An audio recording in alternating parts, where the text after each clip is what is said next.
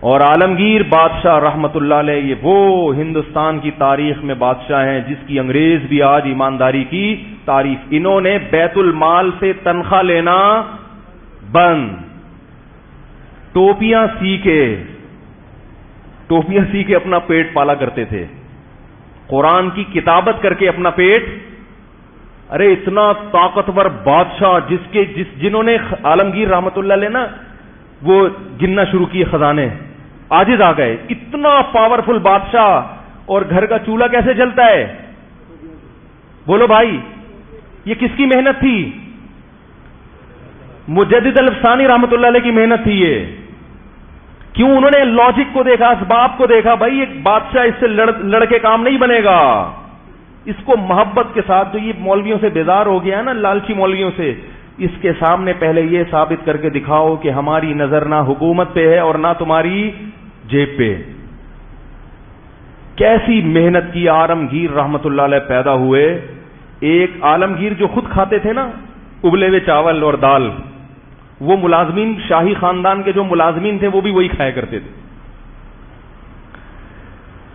ایک دفعہ ایک شاہی جو محل کا ملازم تھا, اس نے وہ دال اور پتہ نہیں پھیکے سے چاول کھائے نا, تو اس کو غصہ آ گیا کہ میں حکومت کا اتنے بڑے منصب پہ آدمی اور مجھے کھلایا گیا جا رہا ہے. غضبناک ہو گیا اور عالمگیر رحمت اللہ علیہ کے پاس لے کر آیا وہ کھانا,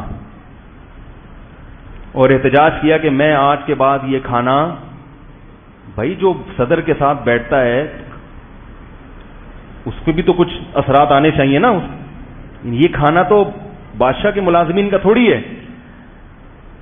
بھائی گورنر ہاؤس میں بھی دال چاول ملیں گے, تو وہ گورنر ہاؤس کس بات کا ہو گیا؟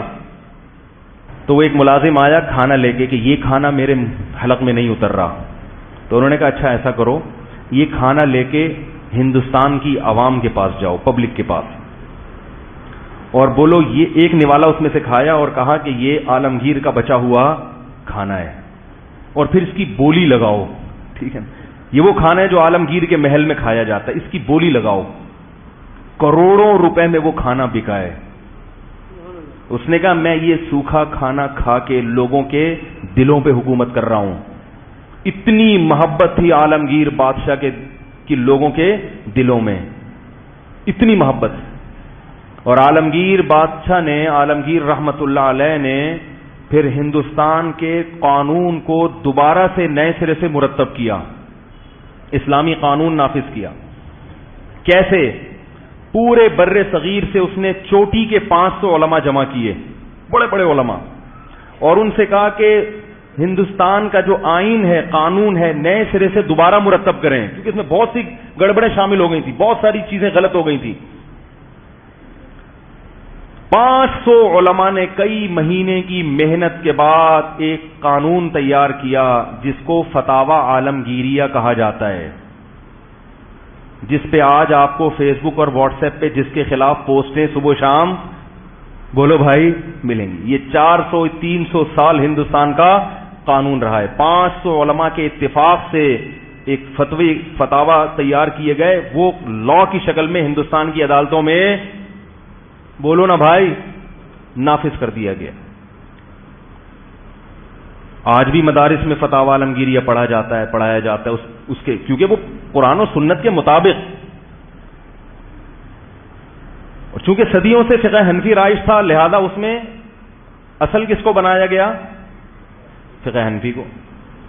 پورے بر صغیر میں انہوں نے نافذ کر دیا. اور فرقواریت اور اختلافات بولو بھائی ختم. شیعوں کو اجازت دی کہ آپ امام بارگاہ میں جا سکتے ہو, جس کا جو مذہب ہے اس کو کوئی زبردستی نہیں ہے. لیکن لا کیا ہوگا؟ لا تو ایک ہی ہوتا ہے نا. لا یہ تھوڑی ہوتا ہے ان کے لیے الگ عدالت ہو, ان کے لیے الگ عدالت ہو, اس کے لیے الگ عدالت ہو, وہ الگ فرقے کا ہے اس کے لیے گرین والے کی عدالت ہرے کلر کی ہوگی, وائٹ والے کی عدالت. ایسا نہیں ہوتا. اس نے 500 علماء جمع کیے, انہوں نے قانون بناؤ بھائی. تو میں آپ سے عرض کر رہا تھا, دیکھو یہ مجدد الفسانی نے جو کام کیا لاجک کے مطابق کیا نا, اور کتنا بڑا انقلاب لے آئے. آج ہم مسلمان ہیں مجدد الفسانی رحمت اللہ علیہ کی محنتوں کی وجہ سے. کیونکہ جب حکومت خراب ہوتی ہے اور حکومت ملک کو سیکولر اسٹیٹ بنا دیتی ہے تو 50 یا 100 سال کے بعد اسلام کا نام و نشان ختم ہو جاتا ہے.